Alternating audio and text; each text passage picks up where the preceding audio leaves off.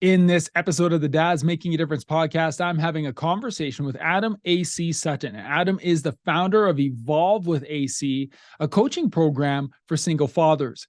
Adam has been a single father for 15 years and is passionate about mentoring and empowering single fathers through connection, inspiration, and growth in order to help them cultivate confidence, significance, and success. This conversation is not only for the single fathers. If you're a married father, you need to listen to this because he's going to give you tips on how you can not only improve your marriage, but how you can support your single friends. My conversation with Adam Sutton starts right now.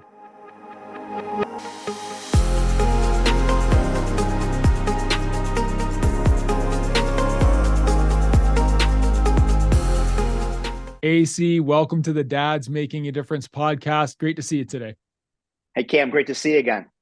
Man, I am excited for this conversation because it brings to light maybe a different topic than the guys who listen to this podcast are used to. But there are men in our community, there's men in the Dads Making a Difference community and in our audience who are single fathers. And I know that you are a single father and you're passionate about supporting single dads. And so I'm eager to get into that conversation. But AC, why don't you share a little bit about your story and your background with the guys who are listening? Okay, well, I know you've talked about your accent in the past on how maybe people say, hey, you sound like you're from Canada.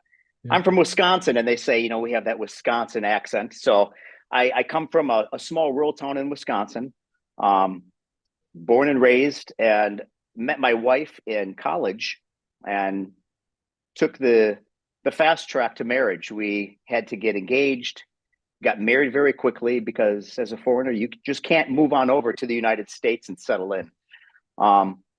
It was rural Wisconsin boy meets big city girl, and had all the intentions of having this amazing lifelong adventure with her. But as you know, we've talked about some of your friends and many of mine, it didn't work out the way that I had planned. I think one of the things that I really learned was that, if we're getting into lessons learned, love is a choice. And I'm sure you've had speakers on that have spoken into that, the idea that men just want to feel something. Even women, they want to feel in love. And when they don't feel it, they chase it outside of themselves and look for it somewhere else. And then, and we're going to talk about this more later. And I think that's integrity with values.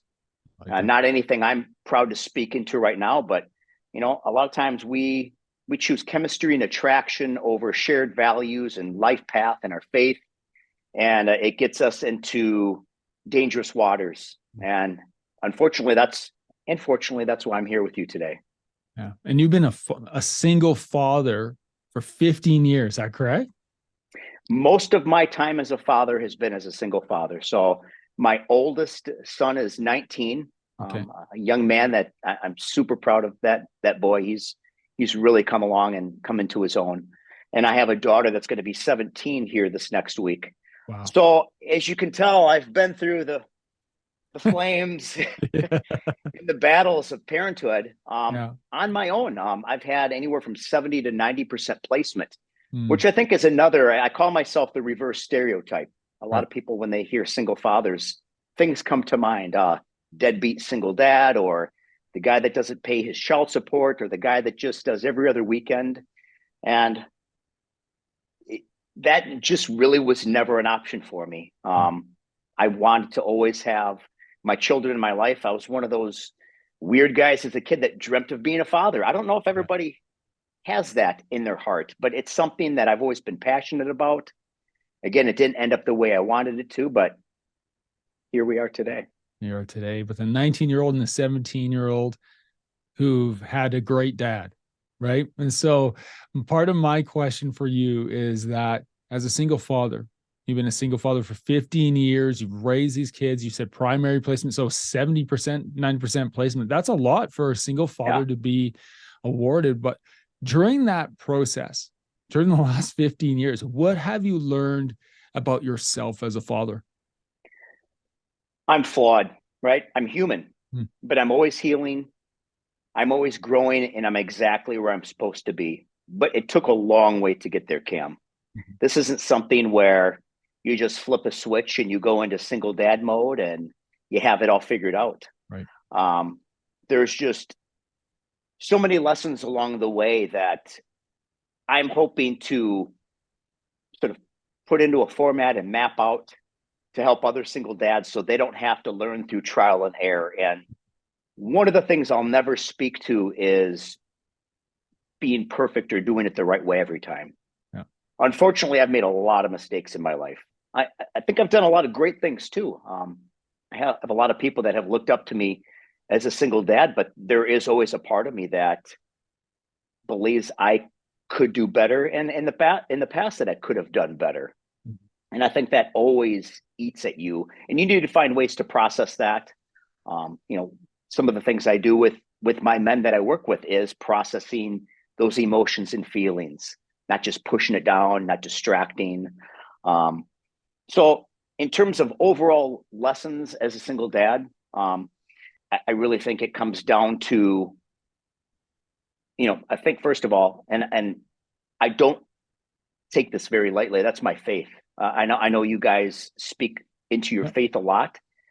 I can tell you, I don't know where I would be without my faith, and how being grounded in my relationship with Christ has got me to this point. I know that not all the men that I work with do have a Christian background. We need to find other ways for them to help unload that burden. Because I think as men, as people, we were never meant to carry that whole burden on our own. Mm-hmm.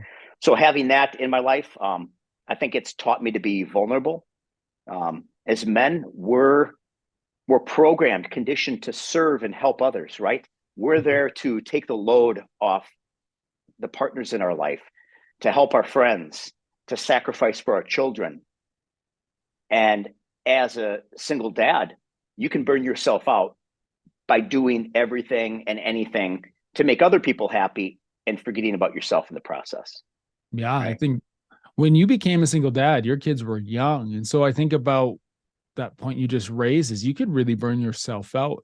And you said there were some lessons along the way. What were some of the earliest lessons that you learned, being a new single dad, that maybe you thought, oh, this is going to be helping in the long term? And now you look back at it and you're like, oh, I probably could have done without this. It turned out great in the end. But what are some lessons that you've learned that maybe you could share right now, that if there is a new single dad listening to this right now, that would help him out? Yeah.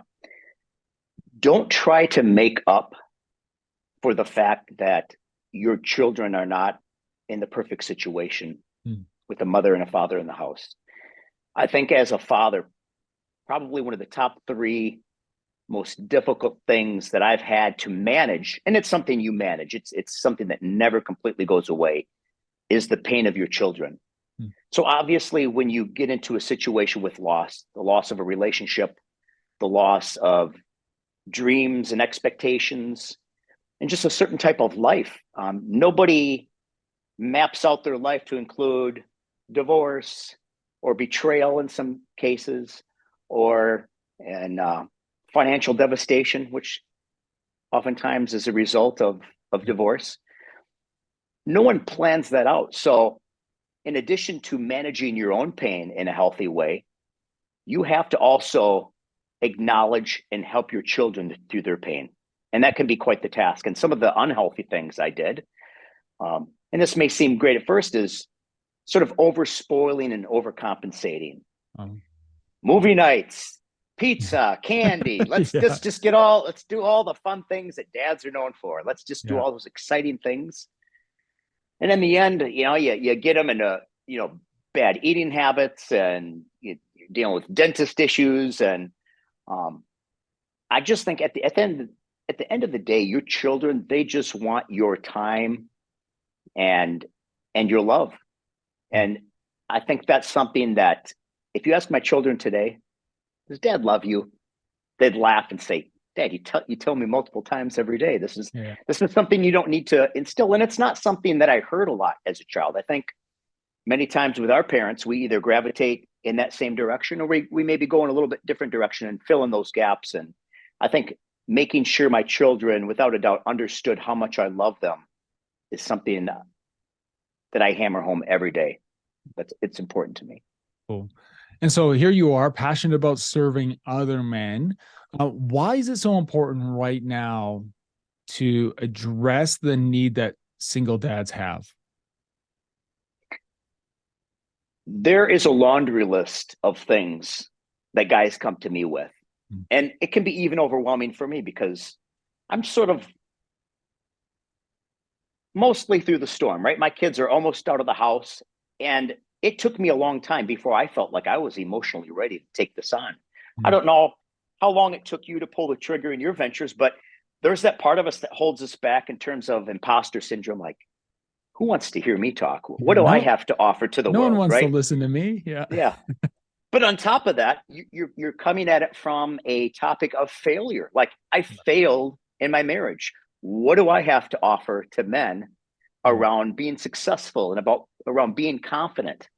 And through my journey of growth and healing and perseverance, I got to a point where I said, Adam, there has to be purpose in this pain. He can use all things for our greater good, as my friend JC once said, right? Yeah. And so you're gonna like the story. This is exactly how I got into Evolved with AC. I was on the Facebook and came across an episode with yourself, and Christine was promoting your podcast, a mutual friend of ours who you've been on each other's shows. Yeah, Christine. Right. And yep. And I said, you know what? That's exactly what I want to do. I don't know what it's going to look like. I don't know how long it's going to take. I don't know all the avenues, but I know in my heart, like, I went through this pain to serve other men, to be that stable grounding force for them, to be that safe place that they can come with their problems and their challenges and say, you know, guys, I've mapped out what this journey can look like. In doing so, to do a proper map, you need to go in the dangerous areas. You need to go on the roads that maybe aren't as safe. You need to go in areas that you probably shouldn't be driving. I've done that for you. And I have a plan and I have a process. And most of all, I have a heart for this. You guys have always been on my heart. There's something about single men that they've gravitated into my life. I don't look for them. They find me. And they always seem to say, AC, I've never told anyone that before. I don't know why I'm telling you. Like, there's something about this that I needed to get off my chest, and you just seemed like the right person to let it out. And it's such an honor. And I'm sure you've had many experiences of that in working with the men that you work with, that someone is willing to trust you with some of the most embarrassing, painful, shameful seasons of their life. Yeah. And for them to trust you with that and give you the opportunity of, again, making something beautiful out of something that on the surface just appears ugly and awful. I love that. It does take trust. And I love the fact that you shared your inspiration. I thank you for sharing that. You know, my hope is that people will listen to the Dads Making a Difference podcast and realize that they have their own story, no matter their context, no matter their experience, because their context and their experience matters. There's someone else out there that they can impact. And our hope is that you listen to one of these episodes, and maybe you're listening to this right now and listening to AC and thinking, hey, I'm a single dad. But I've had experiences in my life where I can help other single dads as well. And so I love that. And so you're working to inspire other men. You're working to support them, because right now, you know, you look at the stats, single men are hurting right now. And I know you've done research on this, and you'll dive into the numbers in a moment, but why is now the right time? I think in my life and how it's unfolded, with the age of my children, with sort of where I am financially, it was time. And I think all of us men reach that time in our life where they're looking for purpose, right? Yeah. I've been in medical sales my whole life. I don't know how to do anything else. I've never worked in a cubicle. I've never worked in an office. I don't know what I would do with myself. I've worked behind a wheel driving from clinic to clinic, and that's all I know. And I've done a lot of training through that, which I think has helped prepare me for coaching and mentoring. But maybe you had this too. There's this voice inside that just gnaws and gnaws. And then these people come into your lives Hey, Adam, you were talking about that thing you wanted to start. Have you started that yet? Hey, Adam, I think you should write a book. Hey, AC, I just think you were meant for this. Like, when is this going to start? I can't wait to see your material. And then finally you're like, okay, let's do enough's this. enough. Yeah. Let's do this. Yeah. And I talked to a buddy of mine who's in the similar space to where we are, where he works with clients virtually, more in the fitness and I could call it the fitness space. And he said, the number one thing that I can tell you for advice, AC, is just start. Yeah. It's not about perfectionism. It's not about having all the knowledge. Just start. You're going to make mistakes. And I think you need to learn to embrace that. We're beginners. We're not failing. We're beginning, right? We're beginners. We're learning how to do this on the fly. And I think there's something just raw and attractive to that versus the polished Jay Shetty, all these guys that just have it all together. And you look at them and you're thinking, man, I could never be that. Yeah. But he was in this exact same place at one point.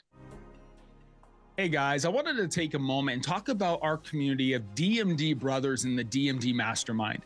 We are men who help each other to stay focused and intentional in our pursuits of personal, professional, physical, financial, emotional, and spiritual growth. We are a community of men who bring courage, wisdom, and transparency to unfiltered conversations that challenge us to be more impactful men, to be dads making a difference. We do this through our online and in-person events where men come together to speak into each other's lives and then turn around and do the deep work to create change in their families, in their businesses, and in the community around them. If you are wondering if this community might be right for you, you can find more information on the DMD Mastermind, and you can also book a call directly with me at dmdmastermind.com. Now, let's get back to our show. And so right now, what have you found from the men that you're connecting with? When they come to you, what are they asking? They're looking for connection, right? And I think we spoke to that. They don't have that safe outlet. And I think that's an issue within our society. It's Western society. Men don't talk, they distract. Yeah. If you think about the typical male friendships, it's meeting at a bar for a beer, it's going to a sporting event, it's playing sports, it's playing cards, it's doing everything they can to distract themselves from their lives. So it's really comes down to, I just need an outlet for this pain. I need to feel a connection. I feel disconnected, not just from my life, from myself. I think a lot of them wonder, who am I? I've forgotten that fun, loving, carefree self of mine that I lost along the way. And by working together, I think we can help them find that. Obviously, guys, they really want to go right to the dating pool. Hey, I'm ready. Help me with dating. Help me to find that special someone. And it's a challenge, because as much as you want to help them with that, the journey to finding that special someone starts internally, right? Yeah. It starts with self-love. If you don't love yourself, if you're not working on yourself, you're most likely going to find an exact mirror image in that next relationship that you were running from in the last relationship, right? So inner growth and growth, while it may come natural for some of us, like there's a lot of us that search out these books and podcasts and we're always trying to absorb. And I think some of these guys are doing that too. It's really the application of these lessons and this information. And that's why I think it's helpful to have a coach or a mentor, whether you find it through a growth group, through a church. If you're blessed to have one of those friends that really has an ear and a heart for helping someone like yourself. But if you don't, these guys are struggling. They're hurting. We get into coping strategies. How are you coping with your pain? And not all of my clients, not all the guys I work with are even single dads. There's a lot of guys that are married that they're struggling. Yeah. They're on the ropes, right? They're taking body blows. They're Rocky in the 8th round. Like, I got to get out of here. You're killing me. Yeah. And I'll tell you a story. I was out for a trail run with a buddy today. And it seems to be therapeutic trail running. I think that's when guys open up, when they're doing an activity. When they're moving. They don't realize what's coming out of their mouth. And again, I hear the laundry list of, my wife's doing this. She doesn't appreciate this. She's calling me this. She's calling me that. And when you're not in the storm, it's easy to say, hey, it's okay. Women, she's verbalizing her pain. You can't take it all literally. But I always redirect back, and this is what we do at Evolve with AC. Let's cover your side of the street. What could you be doing better? We know how she copes with her anxiety and her issues, and obviously it's not healthy, right? But you can't change her, you can't fix her as much as we want to as guys. What are you doing for your side of the street? Smoking marijuana, drinking, immersing himself in sports, not feeling his feelings. And I think it was a wake-up call for him, because he said, I need to give some of these things up. I'm numbing myself out, not feeling my feelings, yet I expect my wife to do all the things that I'm not doing. So I think a lot of these challenges, a lot of these things we're going through as single dads, they're not all that different from guys like yourself who are in a marriage that they may be content, they may be happy, but there's always seasons of distress. There's always challenges along the way. And I think the more prepared you are for those, and the more you have that love for that person in your life, and the more you pour into them, I think eventually the more it comes full circle, and your needs eventually will get met. It's one of the things I hear all the time. My needs aren't being met, AC. My needs aren't being met. Here's what I want. And I say, okay, what are you doing? Are you listening? Do you show empathy when she brings her issues to you? You don't have to agree with everything she has to say, but empathy is the bridge to intimacy. You can't have intimacy without empathy. Those things will come. And as men, I think we're called to stand up and lead our households, to lead by example, whether it be with our children as single dads, or whether it be even with our partners as a married couple. It's good because, we're talking about single dads, but for the married guys out there who are listening to this and they might think, oh, this doesn't apply to me. Well, it does apply to you, because on the other side of a bad decision or temptation or, tragedy in your life, you could be a single father. Yeah. And so for us married men, I'm happily married to my wife, Kim, we got 2 kids, all of that. I also understand the complexities that a single father goes through. I have friends who are single fathers. We were talking about that right before we press play, and, inviting them into my home seems natural because we've known each other for so long. But one of the things you've mentioned in a past interview that I was listening to is how, as a single father, when you're looking for connection, when you're looking for belonging, when you're looking for someone, just someone, right, to be there in your corner, to have your back, it's hard to find at times. So what have you found for guys, or what encouragement do you have for both the single fathers out there and maybe some coaching for the married fathers out there who have some single friends? Yeah. Well, first of all, you need to put yourself out there, right? I have lived this pretty much every neighborhood I've lived in. It's rare that someone comes and introduces themselves to the single dad, unless maybe it's a single mom. But, couples, I get it. There's an intimidation factor. There's a, boundary issue with protecting my wife from the single guy across the street. I get that. And I think our society has just become very disconnected. And COVID, I think, just exacerbated that problem. But I think it's finding your tribe. There's things like Meetup, and there's Facebook groups, and there's other ways to find people with common connections. I'll tell you a funny story about one of my good friends. I went to a speed dating event, didn't see anybody I was interested in, met this buddy, said, "Hey, can I get your number?" We've been great friends to this day. Who go? Yeah, sort of a weird situation of meeting one of your good friends speed dating, but I think you need to just break out of your shell, break out of your comfort zone. And I get it.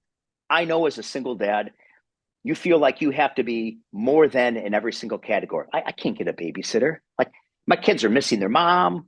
Yeah. They're going through this divorce process. It's uncomfortable. I need to be everything and anything to them. But at the end of the day, it sucks you dry. It sucks you dry of your happiness. It sucks you dry of your meaning and purpose. You lose your passions. You lose yourself in the whole process. So just like I would say to a married couple to say, the parents are the foundation of the marriage. You need to do date nights. This is for the married guys, right? And I hope you guys are doing this. You need to do date nights. Guys, do date nights. The best relationships I've seen. Mandatory date nights. I've had customers. I've had the most amazing speaker in the world come into town. Thursday night's date night, Adam. I can't make it. Yeah. I think also love language, guys. Everybody knows love languages. Quality time. They need that. It may not be your love language, but most women, quality time is a love language. You need to do that. And we're demonstrating what healthy relationships look like to our kids. Do those things. You do not want to go on the detour to Single Dad Boulevard. I can't describe, there aren't words I could find to explain and describe the pain of a single parent, of taking the pain and disappointment and shame that you have and how society looks at you as a single father, and then piling on top of that, the pain that's inevitably going to come from your ex-spouse and the disappointment, the anger, the frustration. And then on top of that, then your kids' pain and disappointment of not being able to have both kids at the same time, both parents at the same time, because let's face it, it's not natural. We weren't meant to venture off as single parents in this world. It's not a natural thing. And it's okay to feel overwhelmed. But I would say it's going to take a lot less work to work on your marriage and get those things fixed than it is to jump into what I call the cesspool of disappointment, which is dating these days. Yeah. Funny. So these days you got a 19-year-old, 17-year-old.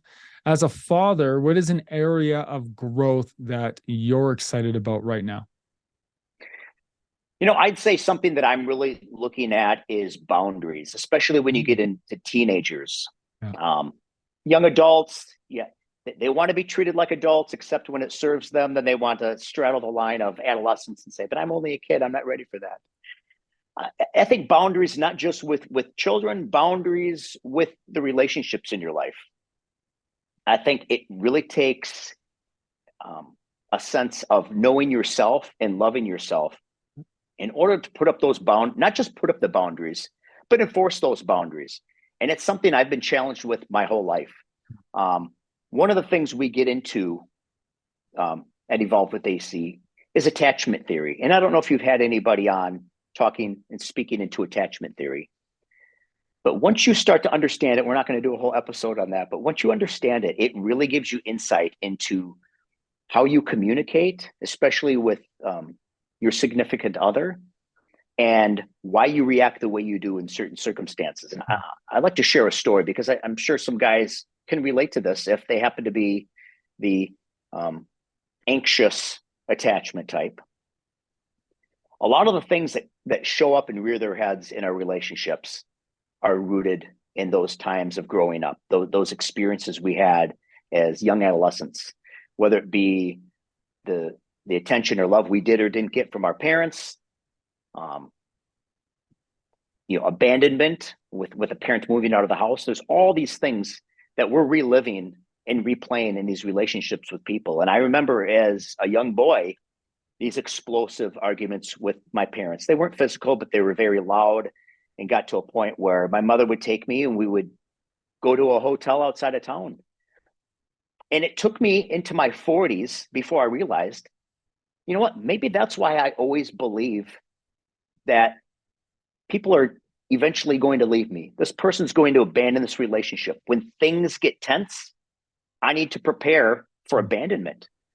And it's taken a long time to not just identify, but then to work through that and to self-soothe and do all those things. So there's a lot that we really do and unpackage at Evolve with AC. And really at the end of the day, it's all to just create it. I think I sent you our mission statement earlier. It's really about, making people feel seen and significant and heard and safe. And it's not something, again, that we're finding in our relationships as men these days. Right. I read your mission statement. I have it here: to mentor and empower single fathers through connection, inspiration, and growth in order to cultivate confidence, significance, and success. I love it. Yeah. I love it. AC, if somebody wants to connect with you and find you, where can they do that? Okay. You can go to evolvewithac.com. We have a website, or you can email me directly at adam@evolvewithac.com. And because of your inspiration, Cam, seriously, you're one of the reasons that really got me to take that first leap into coaching and mentoring single fathers. The first 3 men in your audience that email me, I'm going to give them a free 1-hour session. I really want to help guys out in your audience. And even if they're not a single dad, if you're struggling in your relationship, a lot of the same principles apply. We want to help you out and get you back on track so you don't end up on the side of the street. Well, thank you so much, AC. Appreciate that, man. You're listening to this right now. You heard him. Go to evolvewithac.com. We'll make sure all Adam's contact is in the show notes. AC, thank you for spending time on the Dads Make a Difference podcast today. I appreciate you. Hey, great chatting with Cam.